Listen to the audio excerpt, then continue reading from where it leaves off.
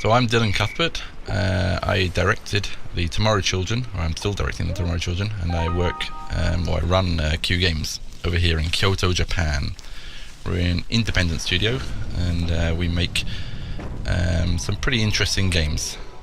This is our latest. The player here is showing off some of the combat in the game. There's these creatures you can find out on the islands, and there's big creatures that come and attack your town. You can build turrets, which anyone can use in the game, which it lets you destroy the Isberg. Here's some Isberg right here. They're all firing away at it. When you destroy the Isberg, when they fall over, they convert into a mineable resource, which you then can all work on to collect stuff and take it back to the town. Here's one that fell over, and they converted into this sort of rock material, and here she is digging away at it. I'm flying around. She has a jetpack, so you can hold multiple tools and things, and as you do stuff in the game, you earn ration coupons, which lets you buy more and more interesting things. There's a Russian doll there, a Matryoshka. Those you take back to the town, and that's how you restore the population, like the real human population. You are a projection clone, and so are these other characters around town, actually. This policeman here is a projection clone as well. And they, basically you're tasked to restore the population, the lost population of the planet Earth, which is all melted down into this void that you see around the town.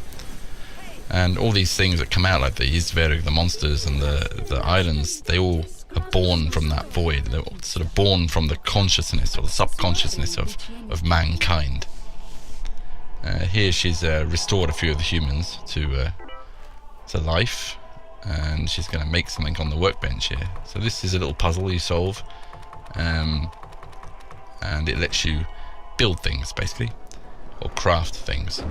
And here's a hover car, and the hover car is a lot of fun to drive around in. And obviously there's a lot of people in one town, so maybe there's 40 or 50 people in the town, and you probably don't have enough resources to build that many hover cars, so yeah, you have to kind of share the tools and things that you make.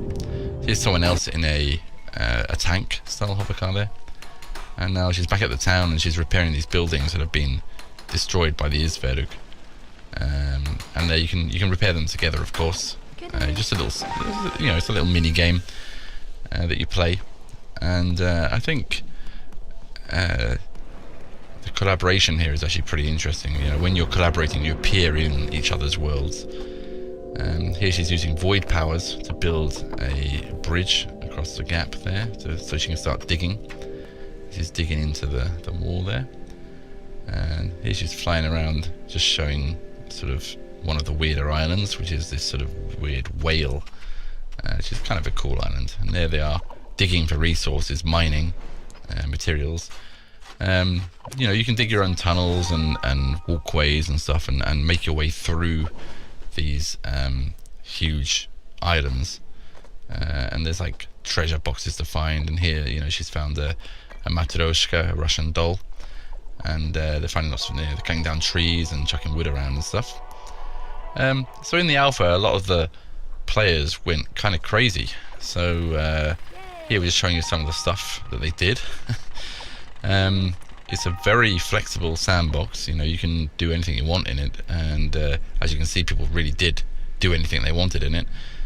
This is all user constructed. They just started putting down these blocks, and they're building bridges and trying to build as high as they could go, trying to break our system, which is good. We wanted them to try and break our system. Here they kind of built this TV room, and they built the walls and stuff, and stopped anybody being able to get in there. Here, if you get a parasol or an umbrella from one of the shops, you can use that to float down from these very tall places. Sort of our Mary Poppins mode. A lot of people are enjoying this. More people than we thought, actually, like this Mary Poppins thing. And I have to admit, I like it as well. As you can see here, they built up quite a long way, and she's going down, floating all the way down like that. While you're floating down, of course, the other players can see you, so they'll want to try and mimic that, I think. And I think, yeah, that's the end of this little explanation. Thank you.